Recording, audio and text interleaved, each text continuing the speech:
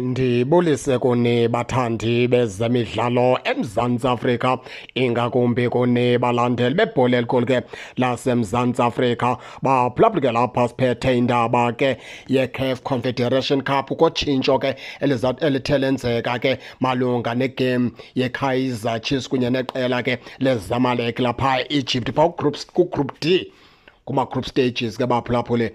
Masibeke kanje ke le nto. Igame ye-Kaizer Chiefs kunye ke neZamalek ibizadlalwa phaa nge-30 kaNovemba eDobsonville Stadium, izawudlalwa phaa ngecawe.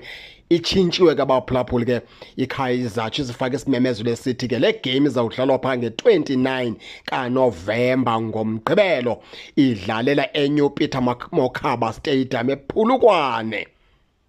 Siphinde le nto, igame ephakathi kweKaizer Chiefs neZamalek yase-Egypt ibizawudlalwa nge-30 kaNovemba, idlalelwa phaa eDobsonville Stadium. Itshintshiwe baphulaphuli, ayizuba sadlalelwa eDobsonville Stadium, izawudlalelwa phaa eNew Peter Mokaba Stadium nge-29 kaNovemba ngomgqibelo, ayisadlalwa ngecawe nge-30.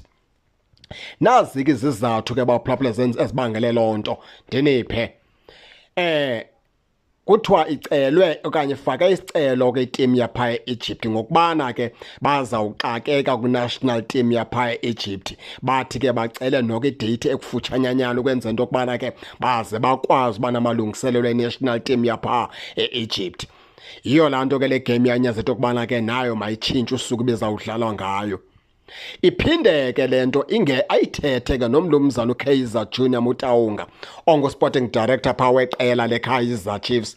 Uthi ke yena xa icacisa, iDobsonville Stadium yona ibingabekelwanga kubamba imidlalo ye-group stages kwi-CAF Confederation Cup, ayinokwazi umelana naloo midlalo.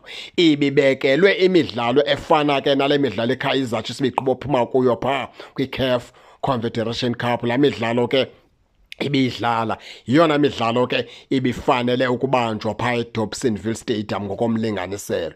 Ngoku xa begqithile babheka phaa kuma-group stages, ayinokwazi iDobsonville Stadium ke ukubamba umdlalo wama-group stages kwi-CAF Confederation Cup.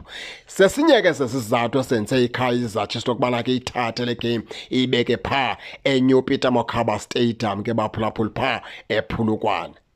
Now ukhumbula into yokubana ke la maqela amabini iKaizer Chiefs neZamalek zazi ke zadibana phaa ngo-1993 kwi-CAF ke baphulaphula Champions League. Ke njengoba ke adibana ke ezawukhuphana inkani la maqela omabini. Nikhumbule into yokubana ke iKaizer Chiefs phambi kokubana ke idlale neZamalek izawudlala phaa nge-23 kaNovemba, idlala phaa neqela lase-Egypt Al-Masry, lelinye lamaqela ke lapha e-Egypt eliku-Group D. Njengoba sithetha nje nani, iKaizer Chiefs ilungiselela loo mdlalo lowo ke wange-23, kodwa ke oweZamalek umdlalo unge-29 awuzibasa bakho ngala 30 ke kaNovemba.